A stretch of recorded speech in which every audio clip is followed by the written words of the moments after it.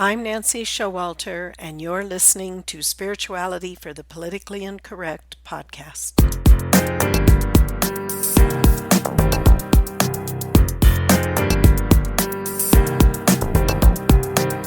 Welcome, all radical paradigm shifters and creative change makers. You who dare to create a better life and a better world. Tap into the power that resides within you and use that power for constructive change.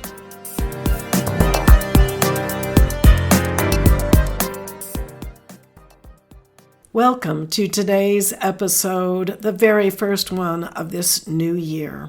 The new year that I am designating as the year of conscious victory. As we step into a new year, we stand at a threshold.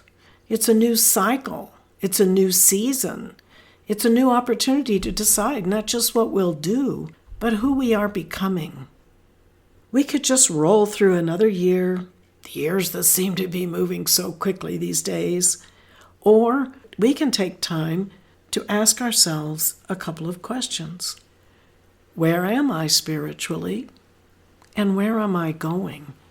Do I have the commitment to get there?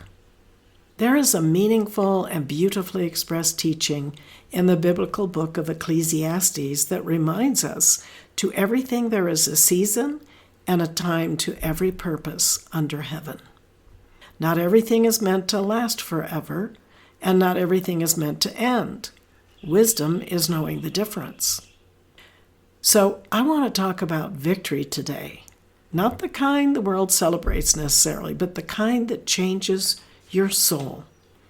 Victory over fear, and there is so much of that in the world today. And victory over despair. And unfortunately, there is so much of that in the world today too. Victory over the belief that life has no purpose or that decline is inevitable. And ultimately, we're going to talk about the victory that leads to spiritual fulfillment, what many traditions call ascension, awakening, or union with God. Ecclesiastes also tells us there's a time to keep silence and a time to speak. Every authentic spiritual life has a rhythm. There are times when we must withdraw to pray, reflect, heal, and reconnect with what is sacred. But withdrawal is not the goal. The goal is returning to life renewed, bringing clarity, compassion, and purpose back into the world. True spirituality is not escapism. It is disciplined engagement. Prayer that never becomes action is incomplete, and meditation that never becomes service is unfinished. This new year is not asking you to hide from the world. It's asking you to show up differently. Many people believe spirituality means avoiding life's challenges, but real victory is learning how to work with energy, your thoughts, emotions, choices, habits, rather than being ruled by them. Every day we are shaping something invisible but very real, your spiritual light body. Jesus spoke of this symbolically as a wedding garment, a state of inner readiness. So a new year always prompts introspection, and it's time to ask, what habits must die? What disciplines must be born? What energy leaks must be sealed?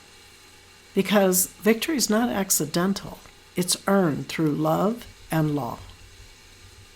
Transformation doesn't happen in one dramatic moment. It happens through thousands of large or small right decisions.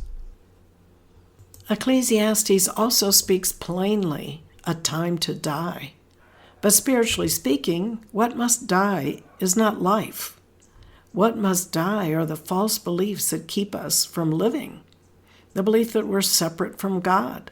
The belief that we're powerless. That suffering defines us, the belief that decline and despair are inevitable. The Apostle Paul said, I die daily. He wasn't talking about physical death. He was talking about letting go of what is not real. Victory means dying to unreality and living more fully. Here is a truth we don't talk about enough. Many people today are not afraid of death. They are tired of life. They feel worn down, disconnected, unnecessary, sometimes even invisible. Sometimes this shows up as destructive behaviors, whether it be drugs or alcohol or promiscuity or whatever. Sometimes it's withdrawal. Sometimes it's just the quiet belief that my best days are behind me. But surrendering purpose is not wisdom. Spiritual maturity does not mean abandoning responsibility. It means carrying it with grace.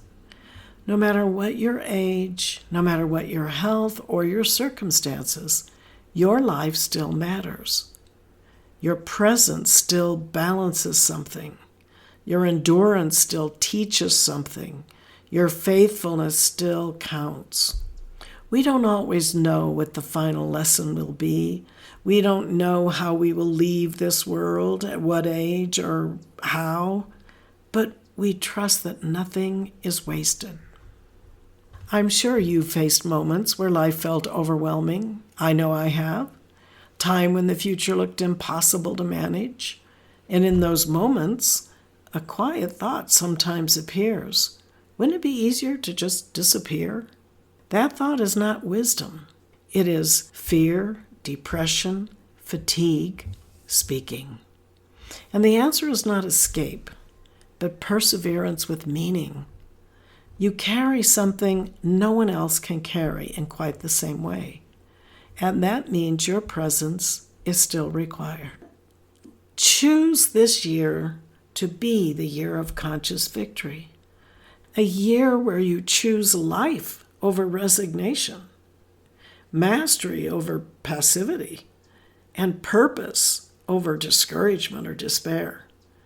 Victory doesn't always have to be loud. It's steady, it's faithful, it's chosen again and again.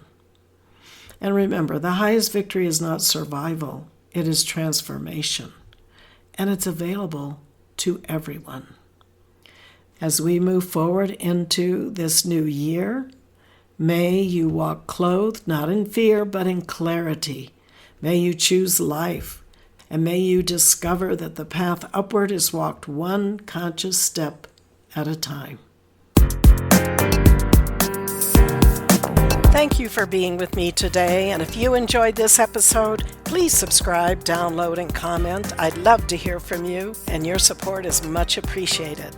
And don't forget to go to theawakeningnow.com for free bonuses and information on my new book, You Were Born to Be a Christ, but You Were Taught You Are a Sinner.